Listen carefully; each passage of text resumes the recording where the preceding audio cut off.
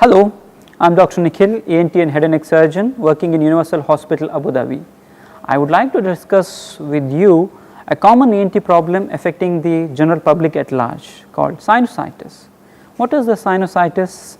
It is basically an infection or inflammation of these paranasal sinuses. The paranasal sinuses are the hollow air-filled cavities in the skull. There are basically 4 in numbers, 4 pairs, 3 in front and 1 in back. Depending upon the duration of the disease, it is divided as acute sinusitis or chronic sinusitis. Now, what causes the sinusitis? As we know, the acute sinusitis usually starts as a common cold or follows an infection around the nasal area. It can also occur because of a dental infection or a trauma to the face or head areas, or rarely because of swimming. Whereas the chronic sinusitis usually follows a recurrent acute infections. It can also come in those people who have underlying predisposing causes, like for example DNS or deviated nasal septum. The nasal cavity has 2 partitions separated by a partition called a septum. If there is any bend in that, we call it as deviated nasal septum, which blocks the airflow into the nose. It is also seen in people suffering from allergic rhinitis, sinonasal polyposis, that is an extra growth appearing in the nose. It is also seen in people working in bad environmental conditions, like one filled with dust, smoke, etc., people who are having chronic smokers.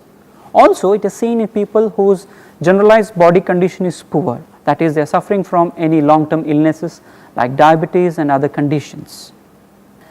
Let us see what are the symptoms the patient usually complains of. Headache, it is one of the commonest symptoms the patient comes to a doctor. Headaches, the intensity and the duration can vary between an acute and a chronic sinusitis. Acute sinusitis, it is usually short in duration and intense. It is usually noted along the nasal areas, the forehead and the cheek. However, it can spread all along the face, the tooth and everywhere. In contrast, the chronic sinusitis, its headache is usually long duration and dull nature and throbbing kind of a thing. Patient usually complains that they have a sort of heaviness in the nose. Patient also do complaints of a nose block or nasal congestion. It can be unilateral, one sided or both side. It can be intermittent or continuous. The third commonest complaint where the patient complains is the nasal discharge. The discharge can vary in the consistency and color from clear watery discharge to mucoid to thick yellow, whitish or greenish discharges. The patient also do complaints of what is called postnasal drip. This is nothing but a stuff going down the throat, and they say that always they need to clear their throat. They might also have problem with perception of smell. It can be partially blocked or completely blocked. They also do come across a constant cough, a kind of generalized malaise, and rarely they complain of bad smell coming from their mouth. So, these are the commonest symptoms they do come across. Now, depending upon the etiology, it usually starts as viral to begin with, then later on a bacterial infection sets in. In case of chronic sinusitis, it is usually multibacteria. I mean to say there are more than one bacteria involved in the sinuses. Also, sometimes the fungal infection can also be there. So, what does a patient with sinusitis with these symptoms should do?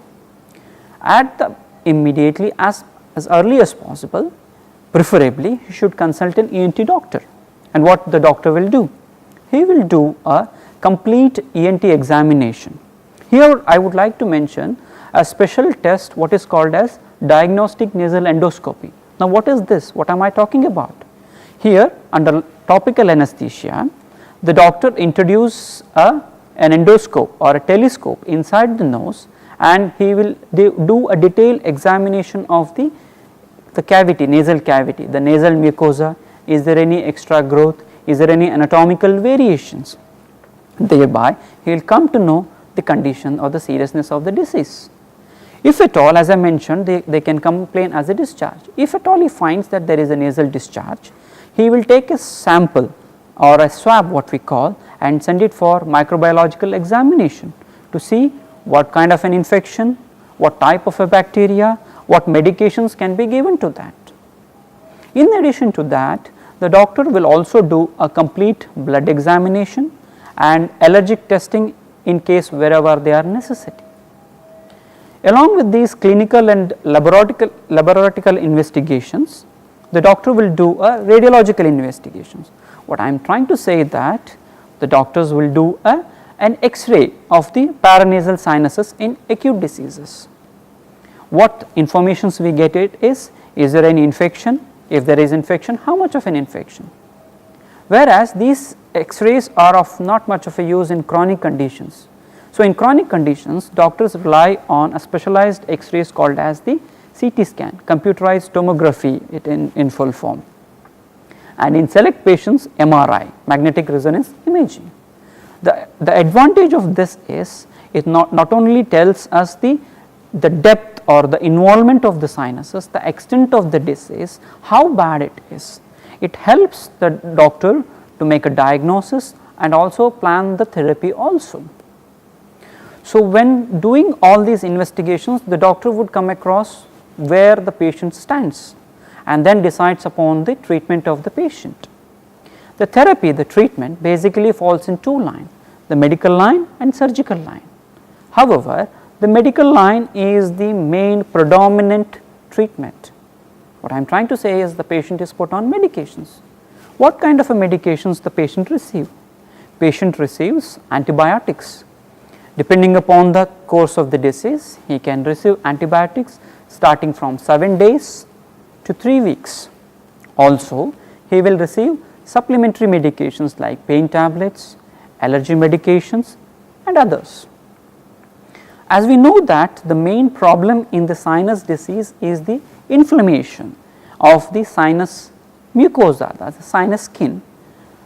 The steroidal nasal sprays play an important role. These sprays used once or twice a day for at least 2 to 3 months. This sprays plays a major role in the healing part. It not only decreases the inflammation, it tries to reduce or try to reverse the problem which has already taken place.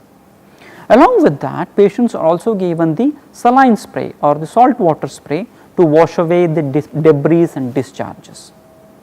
With these kind of medical treatment, a bulk or a majority of the patients do recover. They feel better with the medicines. However, there is a short percentage of patients who do not feel well with these medications. In spite of long term medications, they do not improve, and the CT scan would give us an idea, as I discussed before, where we are leading to. In those select patients, surgery is thought of. So, or rather surgery, option of surgery is taken care. Now, what is this surgery? Surgery is called as FESS in short, or functional endoscopic sinus surgery. It is a specialized surgery where patients under general anesthesia in the operation theatre, the surgeon with an endoscope clearly sees the nasal pathology and takes off or removes the unwanted tissues or polyps, corrects any obstructions and tries to recover the damage as such. So, following surgery, patients is put on medications for long, and patients usually do well with the surgical options. Along with the above mentioned medical and surgical options, the patient also have to undergo lifestyle modification like work in a healthy environment, avoiding dust, smoke, avoiding smoking, having a healthy diet, regular exercises do take a patient long way in healing this thing. I would also like to mention a point here that especially in those patients who are having a long term problems or those who have undergone surgery, they need to come for regular follow up as long as the doctor calls for. The reason being, as we discussed, one of the reasons of polyps, they can recur if not under proper follow up. So, I again emphasize the patient to take the medications properly as long as the doctor mentions, and do come for a regular checkup for his own good. In the end, I wish you all a healthy nose and a healthy disease free life. Thank you for patient listening. Have a good day.